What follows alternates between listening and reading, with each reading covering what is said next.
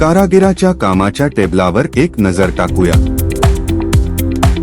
एखाद्याने लक्षात ठेवले पाहिजे की कलाकृतीचे उत्कृष्ट नमुने तयार करण्यासाठी सोने पुनर्प्राप्त करणे तितकेच महत्त्वाचे आहे।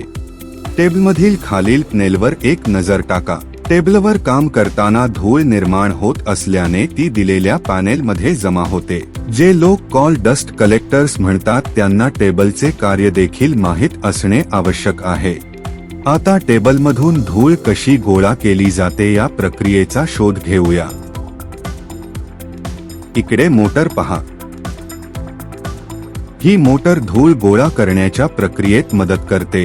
मोटरद्वारे चालवलेले सक्शन धुळीच्या उगमस्थानी धूळ गोळा करण्यासाठी चॅनेल केले जाते, जे नुकसान प्रक्रियेस प्रतिबंध करण्यासाठी कमी केले जाऊ शकते। या प्रकारच्या धूळ संकलनाचा मुख्य फायदा म्हणजे धूळ श्वासोच्छवास करू शकणाऱ्या कारागिरांच्या आरोग्यासाठी फायदा आणि गंभीर आरोग्य समस्या उद्भवू शकतात।